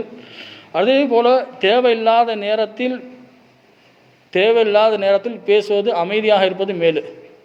சில பேர் பேச ஆரம்பித்து விட்டால் அந்த பேச்சு வந்துக்கிட்டே இருக்கும். அந்த பேச்சு முடிகிறதுக்கே ஒரு வழி இருக்காது. அந்த பேச்சு முடியவே முடியாது. ஆனால் அந்த பேச்சை முடியணும் என்று சொன்னால் கொஞ்சம் அமைதியாக இருக்கிறது மேலு. சில பேருக்கு வாயில் பேச்சு கொடுத்து மாட்டிக்கிறாங்க. அவர் அப்படி பேசிட்டார், இவர் இப்படி பேசிட்டார்னு சொல்லி என்ன செய்கிறாங்க, மாட்டிக்கிறாங்க. இந்த மாதிரி இடத்துல என்ன செய்யணும், கொஞ்சம் பேசாமல் ஊமையாக இருந்தாலும் கூட மேலுன்னு சொல்வார்கள். சில பேர்கிட்ட பேசலாம், சில பேர்கிட்ட பேச முடியாது. சொல்வார்கள்ல, புரிந்தவர்களிடத்தில் பேசலாம், புரியாதவர்களிடத்தில் பேச முடியாது. இந்த மாதிரி தன்மைகள் நம்ம என்ன செய்யணும், மாற்றிக்கொள்ள வேண்டும். அதே போல் ஒருத்தர் உங்களுக்கு உதவி செய்தால் அந்த உதவியை நீங்கள் மறந்து விடுங்கள். அவர் எனக்கு உதவி செய்தார் ஊரெல்லாம் நீங்கள் என்ன செய்யறாங்க, பெருசாக்காதீர்கள். உதவி செய்யக்கூடியவர்கள் மறைவாக செய்திருப்பார், அந்த உதவி வாங்கினவர்களும் அது மறைவாக வைப்பது அமானிதம் என்று சொல்லப்படுகிறது. உதவி வாங்கக்கூடியவர்களும் அது அமானிதம் என்று சொன்னார்கள். அடுத்து சொன்னார்கள், அதே போல் ஹராமாக வாழ்வதை விட ஏழையாக வாழ்வது சிறப்பு. ஹராமான பொற்காசுகளை நம்ம சாப்பிடுறதை விட ஏழ்மையாக வாழ்வது சிறப்பு. ரசூல்லா கேட்ட துவா நல்லா கவனமாக கேளுங்க. நான் ஏழையாக பிறக்கணும், ஏழையாக வாழணும், ஏழையாக மௌத்தாகணும் என்றெல்லாம் ரசூல்லா துவா செஞ்சுருக்காங்க. நம்ம தப்பி தவறி கூட இந்த துவா செஞ்சுருக்க மாட்டோம். நம்ம கேட்குறது ஃபுல்லாக பெரிய அந்தஸ்து, பெரிய மாளிகை எல்லாம் கேட்குறோம். கடைசி எல்லா மாளிகையை விட்டு நம்மளும் போயிடுவோம். அந்த மாளிகையிலும் பல பிரச்சனைகள் வந்துடும். இந்த மாளிகையை பற்றி சொல்லும் பொழுது ஒரு சின்ன ஒரு சம்பவத்தை பாருங்கள். பல்க் நாட்டுடைய மன்னர் யார்? அந்த மன்னர் என்ன செஞ்சார்? அவருடைய சிம்மாசனத்தில் அவருடைய வீட்டில் படுத்திருக்காரு. பெரிய சிம்மாசனம். இரவு நேரத்தில் அவருடைய மாடியில் ஒரு சப்தம் கேட்குது. அவருடைய மாடியில் ஒரு சப்தம் கேட்குது, நடக்கிற மாதிரி கேட்குறாரு. யாருன்னு கேட்குறாரு. மன் அந்தன்னு கேட்குறாரு. யாருங்கன்னு கேட்ட உடனே அவர் சொன்னாராம், என் ஒட்டகம் காணா போச்சு, தேடுறதுக்காக வந்தேன்டாரான். இங்கே ஒரு அரண்மனைக்குள்ளே இவ்வளோ பேர் இருக்காங்க. இவ்வளோ பேர் என்ன வேலையாட்கள்லேருந்து அந்த காவலாளியிலேருந்து எல்லாம் இருக்காங்க. அதையும் மீறி ஒருத்தர் அந்த மாடியில் நடக்கிற சப்தம் கேட்குதுன்னு சொன்னால் வந்தவர் சாதாரண ஆள் கிடையாது. சாதாரணமாலாம் மேலே வர முடியாது. ஒருத்தரை போய் சந்திக்கணும்னு சொன்னால், ஒரு முதலமைச்சர் சந்திக்கணும்னு சொன்னால் ஒரு 6 மாதத்துக்கு முன்னாடி ட்ரைனிங் கொடுப்பாங்க. அவர் போய் இப்படி பணிவாக நிற்கணும், அப்படி நிற்கணும், இப்படி நிற்கணும்னு சொல்லி ஒரு கோச்சிங் கொடுப்பாங்க. அந்த நாட்டுடைய மன்னர் மேலே கேட்குறாரு, யாருப்பான்னு கேட்குறாரு, மன் அந்தன்னு கேட்குறாரு. என்ன நடக்குதுன்னு சொன்னால், என் ஒட்டகம் காணா போச்சு, தேட வரேன். ஒட்டகம்லாம் இங்கே வருமாப்பான்னு கேட்குறாரு. அங்கேருந்து ஒரு பதில் வருது. சொகுசாக படுத்துக்கிட்டு சொகுசாக வாழ்ந்துக்கிட்டு இறைவனை தேட முடிஞ்சால் தேட முடியுமா? என்ன வார்த்தை? சொகுசாக வாழ்ந்துக்கிட்டு சொகுசாக படுத்துக்கிட்டு சொகுசாக வாழ்ந்துக்கிட்டு எல்லா ஆட்சி அதிகாரம் பண்ணிக்கிட்டு இறைவனை தேடணும் தான் எப்படி தேட முடியும்? மறுநாள் சட்டசபை கூடிச்சு. உள்ளே நுழைஞ்சார். நேராக சர்ட்டுன்னு அவர்கிட்ட வந்து நிற்கிறார். மன்னர்கிட்ட நிற்கிறார். பல்க் நாட்டு எம்மன் முசாபா செய்தார். இந்த முசாபிர் கானா நல்லா இல்லைன்ட்டார். என்னடா இவ்வளோ பெரிய அரண்மனை பார்த்து முசாபிர் கானான்ட்டாங்களே. அரண்மனையை பார்த்து முசாபிர் கானாவா? அவர் கேட்டார், உங்களுக்கு முன்னாடி யார்கிட்ட இருந்துச்சு? எங்கள் அத்தாட்ட இருந்துச்சு. உங்கள் அத்தாவுக்கு முன்னாடி உங்கள் தாத்தாட்ட இருந்துச்சு. உங்கள் தாத்தாவுக்கு முன்னாடி தாத்தாவுடைய அத்தாட்ட இருந்துச்சு. அந்த தாத்தாவுடைய தாத்தாட்ட இருந்துச்சு. இப்போ இது முசாஃபிர் கான் இல்லாட்டி வேறு என்னன்னு கேட்டார். இது முசாஃபிர் கான் இல்லாட்டி வேறு என்னன்னு கேட்டார். இவரும் சொன்ன வார்த்தை சொல்லி இவரும் சர்ட்டுன்னு போயிட்டார் கடலோரமாக. இவரும் அவர் பின்னாடியே போயிட்டார். இவரும் அவர் பின்னாடியே போய் கடலோரமாக பார்த்து கேட்குறாங்க, அல்லாக்காக சொல்லுங்கள் உங்கள் பேர் என்னன்னு கேட்குறாரு. அப்போ தான் சொன்னார், நான் தான் ஹிலர் அலைஹிஸ்ஸலாம்டாரான். நான் தான் ஹிலர்ண்டாரான். அவர் வந்தார், எல்லா இபாதத்தும் செய்தார். அந்த அரண்மனையை விட்டு வந்துட்டார். என்ன செஞ்சிட்டாரு? அரண்மனை எல்லா சிம்மாசனம் எல்லாத்தையும் விட்டு வந்துட்டு கடலோரமாக உக்காந்துட்டு சுப்ஹான் அல்லாஹ், அல்ஹம்துலில்லாஹ், அல்லாஹ் அக்பர் ஒவ்வொரு நேரம் அல்லாஹ் கொடுத்த நியமத்துக்கு நன்றி செலுத்திக்கிட்டே இருந்தார். ஒரு காலம் மாறிச்சு. கொஞ்ச காலத்துக்கு பிறகு அந்த அரண்மனையிலேருந்து ஒருத்தர் வந்து பார்க்குறாரு. நம்ம பல்க் நாட்டுடைய மன்னர் மாதிரி தெரியுதே. அவரை கூப்பிட்டு, நீங்கள் மறுபடியும் ஆட்சிக்கு வந்துருங்க, ஏற்கனவே பல குழப்பங்கள் நடந்துக்கிட்டு இருக்கு, ஏற்கனவே பல பிரச்சனைகள் நடந்துக்கிட்டு இருக்கு, நீங்கள் வந்தாலும் அந்த பிரச்சனை சால்வ் ஆகும், சரியாகும்ன்றாரு. அவர் சொன்னார், கிழிஞ்ச துணியை தச்சுக்கிட்டு இருக்காரு ஊசியில். தச்ச உடனே அந்த ஊசி நேராக கடலில் விழுந்துருச்சு. கடலில் விழுந்த உடனே அவர் என்ன செஞ்சார்? ஒவ்வொரு மீன்கிட்ட கேட்குறாரு, மீனே என்னுடைய ஊசியை கொடுன்னு கேட்குறாரு. ஒவ்வொரு மீனும் வெளியே கொண்டு வருது. ஒன்று தங்கத்தில் கொண்டு வந்துச்சு, ஒன்று வைரத்தில் கொண்டு வந்துச்சு, ஒன்று வெள்ளியில் கொண்டு வந்துச்சு, எல்லா மீனும் கொண்டு வந்துச்சு. சொன்னார், நான் போட்ட ஊசி தான் எனக்கு வேணுண்டார். அந்த ஒரு சின்ன மீன் வந்து அந்த ஊசி என்ன செஞ்சது, வெளியே கக்கிருச்சு. சொன்னார், இந்த ஆட்சி நல்லா இருக்கா, அந்த ஆட்சி நல்லா இருக்குன்னு கேட்டாச்சு. இது எனக்கு இறைவனுடைய புறத்திலிருந்து இபாதத் மூலமாக, அமலின் மூலமாக, தக்வாவின் மூலமாக, இறைவன் நெருக்கத்தின் மூலமாக எனக்கு இந்த பதவி அல்லாஹ் தஆலா கொடுத்தான். அந்த பதவி நிரந்தரமா? அந்த பதவி நிரந்தரம் கிடையாது. அது முசாஃபிர் கானா தான். அந்த பதவி என்னது? முசாஃபிர் கானா தான். பணிவாக இருந்தார்கள், தக்வாவோடு இருந்தார்கள், உலகமே அவருக்கு கட்டுப்பட்டுச்சு. இதுதான் சொல்லப்படுகிறது, இறைவனை நாம் கட்டுப்படுங்கள், இறைவன் உலகத்தை நம்மளை கட்டுப்படுத்த வைப்பான். இறைவன் நம்ம கட்டுப்படலைன்னு சொன்னால் உலகம் நம்மளை கட்டுப்படாது, உலகம் நமக்கு கட்டுப்படாது என்றெல்லாம் சொல்லப்படுகிறது. இப்போ நான் என்ன சொன்னேன், மனைவியுடைய குடும்பத்தார்களிடத்தில் நீங்கள் அவர்களை பற்றி நீங்கள் பேசாதீர்கள், இதனால் பல பிரச்சனைகள் வரும், இதனால் பல குழப்பங்கள் வரும். ஹராமான வாழ்வதை விட ஏழையாக வாழ்வது ரொம்ப சிறப்பு என்று சொன்னார்கள். அதே போல் பயத்தோடு சாப்பிட்றதை விட, பயத்தோட சில விஷயத்தை நான் சாப்பிட்டோன்னு அந்த நோய் வந்துடுமா, இந்த பிரச்சனை வந்துடுமா, அந்த பயத்தோடு சாப்பிட்றதை விட காஞ்ச ரொட்டி மேலு சுக்கா ரொட்டின்னு வாங்க உருதுல, காஞ்ச ரொட்டி மேல் என்று சொன்னார்கள். சில விஷயத்தை விட்டு ரொம்ப தூரமாக ஓடுங்கன்றாங்க, சில விஷயத்தை விட்டு தூரமாக ஓடுங்க. உங்களை பற்றி அவதூறாக பரப்புனாங்களா, ஓடிடுங்க, அந்த இடத்துல நிற்காதீங்க. அதே போல் சண்டை நடக்கிறதா, அந்த இடத்த விட்டு நீங்கள் ஓடிடுங்க. புறம் பேசப்படுகிறதா, அந்த இடத்த விட்டு ஓடிடுங்க. அதே போல் மது பானத்தை அருந்துகிறார்களோ, அந்த இடத்த விட்டு ஓடிடுங்க. அதே போல் ஆடலும் பாடலும் சில விஷயங்கள் நடக்கிறதா, அந்த ஹராமான விஷயத்தை விட்டு நீங்கள் ஓடிக்கிட்டே இருங்க. தீயவர்களுடைய சோபத்தை விட்டு நீங்கள் ஓடிக்கிட்டே இருங்க. இந்த மாதிரி ஒவ்வொரு விஷயத்தை விட்டு நம்ம என்ன செய்யணும், இந்த உலகத்தை விட்டு ஓடிக்கொண்டே இருந்தால்தான் நம்ம நிம்மதியாக இருக்க முடியும். அதே போல் ஒரு மனிதன் எந்த இடத்தில் அவன் பலசாலியாக்கப்படுகிறான் சொன்னால் அவனுக்கு ஒரு நேரம் வரும். பலசாலியாகுவது இறைவனிடத்தில் தான் அந்த பலசாலி ஆக முடியும். தொழுதால் தான் பலசாலியாக முடியும். அதே போல் நல்ல தன்மைகள் இருந்தால்தான் பலசாலியாக இருக்க முடியும். அமானிதத்தை காப்பாற்றினால்தான் பலசாலியாக இருக்கும். அதே போல் நண்பர்களிடத்தில் நல்ல முறையில் நீங்கள் நடந்தால் தான் நீங்கள் பலசாலியாக இருக்கும். நண்பருடைய மனசை நீங்கள் புண்படுத்தாமல் நீங்கள் நடந்தால் தான் நீங்கள் பலசாலியாக இருக்கும். உங்களுடைய கோபத்தை நீங்கள் கட்டுப்படுத்தினால்தான் நீங்கள் பலசாலி என்று சொன்னார்கள். அதே போல் உங்களுடைய கோபத்தை நீங்கள் கட்டுப்படுத்த வேண்டும். பிறருடைய குறைகளை நீங்கள் வெளியாக்கக்கூடாது. இப்போதான் நீங்கள் பலசாலி. மனசில் உள்ள வார்த்தை அல்லாவிடத்தில் நீங்கள் ஒப்படைத்தால் தான் நீங்கள் பலசாலி. அதே போல் பயணம் மேற்கொள்ளக்கூடிய இடத்தை யாருக்கும் சொல்லாதீர்கள், அப்பொழுதுதான் நீங்கள் பலசாலி. அதே போல் உங்களுடைய வியாபாரத்தில் உங்களுக்கு வரக்கூடிய பரக்கத்தை உங்களுக்குள்ளே வைத்துக் கொள்ளுங்கள், யாரிடத்தையும் சொல்லாதீர்கள். இதுதான் உங்களுக்கு கொடுக்கப்படுத்த ஒரு ஃபாய்தா என்று சொல்லப்படுகிறது. கண்ணியத்துக்குரிய அல்லாஹ்வின் நல்லடியார்களே, இவ்வளோ விஷயத்தை நம்ம பார்த்தோம். நம்முடைய வாழ்க்கையில் அமல் இருக்க வேண்டும். இந்த அமலிற்காக தான் அல்லாஹ் தாலா நம்மவர்களை கலிமா சொல்லக்கூடியவர்களாக அல்லாஹ் தாலா ஆக்கியிருக்கான். இந்த கலிமாவுடைய வாழ்க்கை ஒவ்வொரு நபருடைய வாழ்க்கையில் இருக்கணும். இன்றைக்கி எத்தனை பேர் நம்ம உட்காந்து பயானம் கேட்டோம், உங்களுக்காக பல ஆய்வுகளை செய்து பல கருத்துக்களை எடுத்து நான் சொல்லியிருக்கேன். இதன் மூலமாக உங்களுக்கு அல்லாஹ் தாலா ஹிதாயத்தை கொடுத்தா அல்லாஹ் தாலா போதுமாக்குவான். ஏன்னா இவ்வளோ நேரம் அமைதியாக உட்கார்றதே பெரிய விஷயம். இவ்வளோ நேரம் நம்ம இவ்வளோ நேரம் டிவி பார்த்துருப்போம், இவ்வளோ நேரம் என்ன பார்த்துருப்போம், டிவி பார்த்துருப்போம், செல்ஃபோனை பார்த்துருப்போம். ஆனால் அல்லாஹ்வுடைய சக்கீனத்தை அமைதியை பார்க்கக்கூடிய இடம் இந்த பள்ளிவாசல் மட்டும்தான். நமக்கு சதாவும் நன்மை எழுதக்கூடிய இடம் இந்த பள்ளிவாசல் மட்டும்தான்.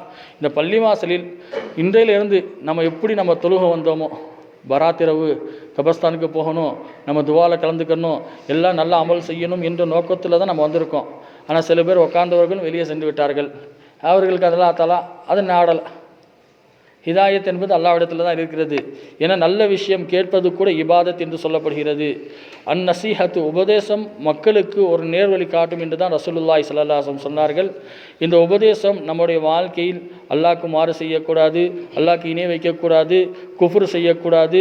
அதே போல் நம்முடைய வாழ்க்கையில் அதிகமாக இபாதத்து நம்மள்கிட்ட வர வேண்டும்.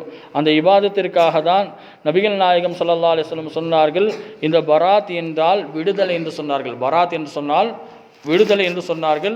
நம்முடைய கலா கதிரை மாற்றக்கூடிய இரவு, நம்முடைய கலா கதிர், நம்முடைய நசீபு, நம்முடைய தலையெழுத்து, அந்த தலையெழுத்தை மாற்றக்கூடிய இரவு எது? அல்லாஹ் தாலா இந்த ஷபே பராத்தை அல்லாஹ் தாலா வச்சிருக்கான். இந்த ஷபே பராத்தில் எத்தனை பேர்கள் பிறந்தார்கள் அவர்களுடைய பட்டியல் இடப்படுகிறது, எத்தனை பேர்கள் இறந்தார்கள் அவர்களுடைய பட்டியலும் இடப்படுகிறது. அதே போல் நம்முடைய ஆமால் நாம அல்லாஹ் தாலா நம்முடைய வலது கரத்தில் தரக்கூடியவனாக அல்லாஹ் தாலா வைத்திருக்கின்றான். அதே போல் ரசூலுல்லாஹி ஸல்லல்லாஹு அலைஹி வஸல்லம் இந்த பராத்துடைய இரவில் ரசூலுல்லாஹி ஸல்லல்லாஹு அலைஹி வஸல்லம் என்ன செய்தார்கள்? கபர்ஸ்தானுக்கு சென்றார்கள். அந்த கபர்ஸ்தானுக்கு சென்று அழுதார்கள், அல்லாஹ்விடத்தில் பாவ மன்னிப்பு தேடினார்கள். இந்த இரவில் யாரெல்லாம் கபருக்கு சென்று இந்த கபராளிகளுக்காக துவா செய்கின்றார்களோ, பனு கல்பு என்று ஒரு பெரிய ஒரு சமுதாயம், அந்த சமுதாயத்தில் இருக்கக்கூடிய ஆட்டு மந்தை, அந்த ஆட்டு மந்தை அளவிற்கு அல்லாஹ் தாலா இந்த பூமியில் அல்லாஹ் தாலா பாவ மன்னிப்பு வழங்கக்கூடியவனாக அல்லாஹ் தாலா இருக்கான். அல்லாஹ் தாலா என்ன செய்யறான்? பாவ மன்னிப்பு வழங்கக்கூடியவனாக இருக்கிறான். அல்லாஹாலா முதல் வானத்துக்கு வந்து விட்டான். முதல் வானத்திலிருந்து அல்லாஹாலா நம்மவர்களை பார்த்து அல்லாஹாலா கேட்குறான், என்னுடைய அடியானே உனக்கு என்ன வேணும் கேள், உனக்கு ரிசுக்கு வேணுமா ரிசுக்கு கொடுக்கக்கூடியவனாக இருக்கிறேன், உன்னுடைய தேவைகளை நான் நிவர்த்தி செய்யக்கூடியவனாக இருக்கிறேன். இந்த மாதிரி விஷயத்தை நம்ம அதிகமாக அல்லாஹ்விடத்தில் பாவ மன்னிப்பு தேடக்கூடிய விஷயம் என்னவென்று சொன்னால் இந்த தொழுகை, இந்த இபாதத் மட்டும்தான், வேறு எதுவும் நம்மளிடத்தில் கிடையாது. முடிந்த அளவிற்கு இந்த ஷபே பராத்தில் முடிந்த அளவுக்கு சில பேர் 8 ரக்கா தொழுது கொள்ளுங்கள், 12 ரக்கா தொழுது கொள்ளுங்கள், முடிந்தால் 20 ரக்காத்து கூட தனித்தனியாக 2 ரக்காத்தா நீங்கள் தொழுது நஃபிலான வணக்கங்களை நீங்கள் அதிகப்படுத்தி கொள்ளுங்கள். ஏனென்றால் நஃபிலான வணக்கத்தின் மூலமாக அல்லாஹ் தாலா முதல் விஷயம், நாளைக்கு 3 கேள்வி கேட்கப்படும். எத்தனை கேள்வி கேட்பான்? 1 ஃபர்லுடைய கேள்வி, 2வது சுன்னத்துடைய கேள்வி, 3வது நஃபீலுடைய கேள்வி. இப்போ ஃபர்லு தொழுது விட்டுவிட்டால் நம்ம செய்யக்கூடிய நஃபிலான வணக்கம் இருக்கிறது, அந்த நஃபிலான வணக்கம் என்ன செய்யும்? ஃபர்லை அடைத்து விடுகிறது. அதை விட நம்ம ஆவலோடு எதிர்பார்த்து கொண்டு இருக்கிறோம். எதை எதிர்பார்க்குறோம்? ரமலானை எதிர்பார்த்து கொண்டு இருக்கின்றோம். ஒரு ஃபர்ல் தொழுது அல்லாஹ்ல எத்தனை ஃபர்லுடைய நன்மையை கொடுக்குறோம்? 70. அப்போ ஒரு சுன்னத்து தொழுதால் ஒரு ஃபர்லுடைய நன்மைகள் நமக்கு கிடைக்கிறது. ஒரு நஃபில் தொழுதால் ஒரு சுன்னத்துடைய நன்மைகள் நாம் அடையக்கூடியதாக அல்லாஹ்ல வைத்திருக்கின்றான். இப்போ இந்த ரமலான் மாதத்தை நாம் நோக்கி போய் கொண்டு இருக்கிறோம். இந்த ரமலானுடைய மாதத்தில் அதிகமாக அமல் செய்யக்கூடியவர்களாக இருக்கிறோம். இந்த நோம்பாளிகளுக்கு அதிகமாக உபகாரம் செய்யக்கூடியவர்களாக இருக்கிறோம். இந்த நோம்பாளிகளுக்கு நம்ம என்னென்ன நம்ம கஞ்சியிலேருந்து எல்லாம் நம்ம செய்கிறோம்னு சொன்னால் இந்த நோம்பாளிகளுக்கு அல்லாஹாலா நம்ம செய்யக்கூடிய அந்த நோம்பு கஞ்சியின் மூலமாக ஏராளமான நன்மைகளை வைத்திருக்கின்றன. அது பேனாவாலும் எழுத முடியாது, நாவாலையும் சொல்ல முடியாது. அந்த அளவிற்கு அல்லாஹாலா பெரிய நியமத்துகளை அல்லாஹாலா வைத்திருக்கின்றான். அப்படியாப்பட்ட அந்த ரமலானுடைய மாதத்தை நாம் 30 நாட்களும் நோன்பு வைத்து அல்லாஹு தாலாக்கு பிடித்தது சஹருடைய நேரத்தில் துவா செய்யக்கூடியது அல்லாஹு தாலாக்கு ரொம்ப கபூலாக்கக்கூடியது. 2வது இஃப்தாருடைய நேரத்தில் கேட்கக்கூடிய துவா கபூலாகும் என்று சொன்னார்கள். அடுத்து ரசூலுல்லாஹி ஸல்லல்லாஹு அலைஹி சொன்னார்கள், இந்த ரமலானுடைய மாதத்தில் ஷைத்தானே அல்லாஹ் தாலா சங்கிலிட்டு கட்டி போட்டு கடலில் தூக்கி எறிந்து விடுகிறான். ஷைத்தானுடைய ஊசலாட்டங்கள் இருக்காது. இதையெல்லாம் இந்த ரமலானுடைய மாதத்தில் நாம் அடையக்கூடிய பரக்கத்தாக அல்லாஹ் தாலா வைத்திருக்கின்றான். இந்த ரமலானுடைய மாதத்தில் நோன்பு நோற்போம். அந்த நோன்புக்கு பிறகு நாம் தராவியும் தொழுவோம். அந்த தராவிக்கு பிறகு மக்களுக்கு நல்ல விஷயங்கள், தானம், தர்மம் அதிகமாக நம்ம செய்யக்கூடியவர்களாக அல்லாஹ் தஆலா ஆக்கி அருள் புரிவானாக. எதை சொன்னமோ எதை கேட்டமோ சொல்லக்கூடிய எனக்கும் கேட்கக்கூடிய உங்களுக்கும் அல்லாஹ் சுப்ஹானஹு வ தஆலா அமல் செய்கின்ற பாக்கியத்தை, ரஹமத்தை அல்லாஹ் தஆலா தந்து அருள் புரிவானாக. வாஹிரு தாவானா அனில் ஹம்துலில்லாஹி ரப்பில் ஆலமீன்.